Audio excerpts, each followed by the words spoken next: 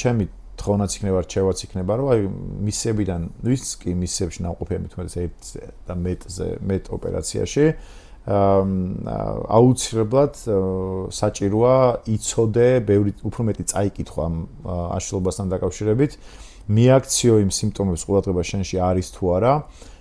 მოითხოვო დახმარება იმიტომ რომ შენ გააქვს საშუალება დღეს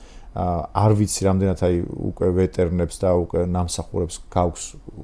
საშუალება რომ წახვიდე თავად სამინისტროში რაღაც რეაბილიტაციის კურსი გაიარო თუ არსებობს იქაც ეგეც დასადგენია არსებობს მაგაზე შეგვიძლია ვისაუბროთ და პლუს ოჯახის წევრები არიან ძალიან მნიშვნელოვანი ანუ ოჯახის წევრები აი მეუღლე ბავშვად გოგოს შემთხვევაში იქნება თუ ბიჭის შემთხვევაში მეუღლე ძალიან ასე ვთქვათ მნიშვნელოვანი ადამიანი არის მეორე ნახევრის გვერდით რომელიც როგორც კი ხედავ რომ შენ ეს ადამიანი რაღაც კონკრეტულ კონფლიქტს ქმნის რაღაც კონკრეტულ შენთვის აუგებან ან აუხსნელ ვითარებაზე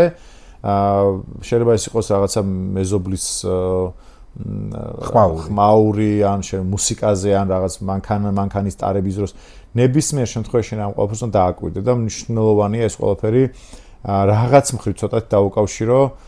თუ რა თქმა უნდა ეს რაღაც ფარგლებს ცდება პლუს ეხლა ძალიან ბევრი ადამიანი რომელიც უკვე წამოსულია თავისუფლებიდან და 4-5 მისია არა მარტო ავღანეთი, ერაყიც, ავღანეთიც და პლუს აფრიკაც და კოსოვოც მოვლილი აქვს და აქაური ომებიც. აქაური ომები ხო. რაც არანაკლები კი არა და უარესია ანუ ყველაზე მძიმეა. ეს ყველაფერი თუ გამოვლილი გაქვს და შენ უკვე თავისუფლებში არ ხარ და რაღაცნაირად ახლოს ხარ ალკოჰოლთან, ნებისმიერ ნარკოტიკულ საშუალებასთან, ანუ არის ნარკოტიკული საშუალებები კიდევ ეხა არის ტომბური არავინ რეკლამას არ უკეთებ, მაგრამ უბრალოდ ანუ რას ვიძახი რომ არის ნარკოტიკული საშუალებები, რომლებიც ჰალუცინაციებს იწვევს, ეს